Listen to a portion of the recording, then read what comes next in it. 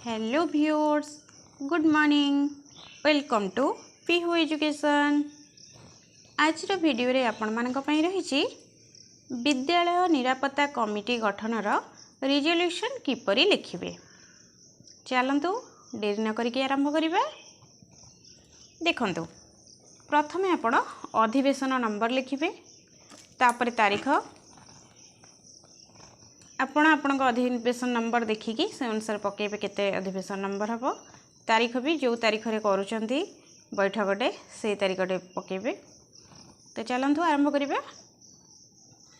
अद्यता तारीख आपण पकेबे, जो तारीख रे करूचंती तारीख पकेबे। 12 जो 12 भी पड़थिबो से दिन से 12 पकेबे। दिन आंभ एटी विद्यालय ना पकेबे। विद्यालय ना पकई सारा पर परिसर रे दिबा एते घटिका समय रे माने आपन को टाइम रे आपन मीटिंग टी कले से तारीख टाइम टा पकेबे। समय रे विद्यालय परिचालना कमिटी बा एसएमसी रो सभ्य मानकु नै एक बैठक अनुष्ठित होई जाईछि। उक्त बैठक रे विद्यालय प्रधान शिक्षक सभापतित्व करथिले। बैठक रो मुख्य उद्देश्य थिला विद्यालय निरापत्ता कमिटी गठन। बैठक रे निम्न स्वाक्षरकारीगण उपस्थित थिले।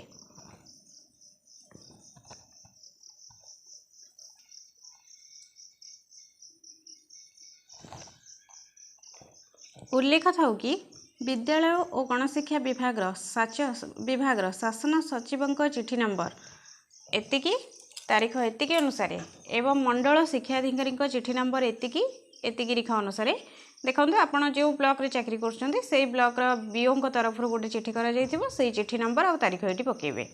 अनुसार आंभ ब्लॉक प्रत्येक विद्यालय रे विद्यालय निरापत्ता कमिटी गठन करा। एणु आंभ विद्यालय रे मध्य उक्त कमिटी गठन होगापी आज बैठक अनुष्ठित हो जाइए।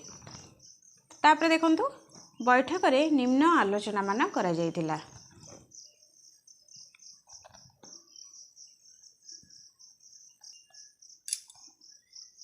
बैठकर प्रारंभ रे फास्ट पॉइंट देखंतु। बैठकर प्रारंभ रे विद्यालय प्रधान शिक्षक उक्त कमिटी गठनर उद्देश्य यार कार्यप्रणाली संबंध में आलोचना करने सह उक्त कमिटी रे केते जण और केउ माने सभ्य रहिबे से विषय रे सूचना प्रदान करी कहिथिले जे उक्त कमिटी रे मोट 11 जण सभ्य बा सभ्य रहिबे। से माने हेले तो देखंतु ए जो विद्यालय निरापत्ता कमिटी गठन करिवे एठी मोट 11 जण सदस्य रहिबे। तो गोटे गोटे देखंतु किए रहिबे। फर्स्ट रहिबे एसएमसी प्रेसिडेंट, सेकेंड 2 पेरेंट्स, से जो 2 पेरेंट्स रहिबे बा 2 जण पितामाता रहिबे ता भितरु 1 फीमेल जणे महिला हितिबा आवश्यक। तापर थर्ड पॉइंट देखंतु 1 असिस्टेंट टीचर जणे सहकारी शिक्षक रहिबे। 4 पॉइंट होची 2 स्टूडेंट, को से 2 जण स्टूडेंट किए हितिबा दरकार ना मीना मंच और स्कूल कैबिनेट रो हितिबा आवश्यक। तापर 5 रे देखंतु person with local NGO CBO और सिविल ऑर्गेनाइजेशन। 6 रे पीआरआई मेंबर, 7 रे 1 आशाकर्मी, 8 रे अंगनवाड़ी वर्कर और 9 रे हेडमास्टर और इंचार्ज हेडमास्टर।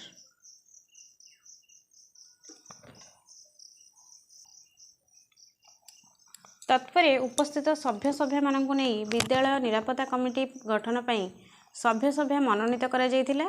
सेमानक मध्यरु एसएमसी चेयरपर्सन को चेयरपर्सन और विद्यालय प्रधान शिक्षक को मेंबर कन्भर्नर भावे मनोनीत करा जायतिला। उक्त कमिटी मनोनीत सभ्य मानकर नाम निम्न रे प्रदान करागला। तो ये देखंतु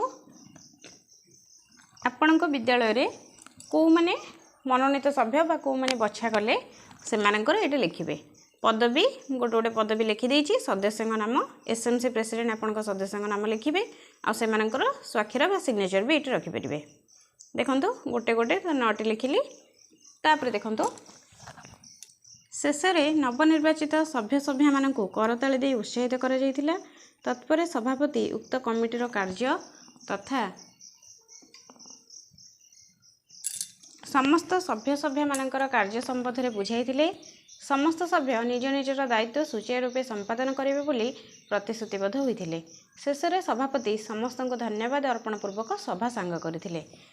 तो रिजोल्यूशन लेखा सरीला। तो शेष में कौन करेंगे ना ये प्रधान शिक्षक स्वाक्षर, तापर विद्यालय परिचालना कमिटीर सभापति स्वाक्षर, एवं सभा शेष में उपस्थित सदस्यों स्वाक्षर से दिन केते जन सदस्य उपस्थित थे से स्वाक्षर रखिए बा सिग्नेचर रखिए। तो ये रिजल्यूशन लेखा आमर कंप्लीट है।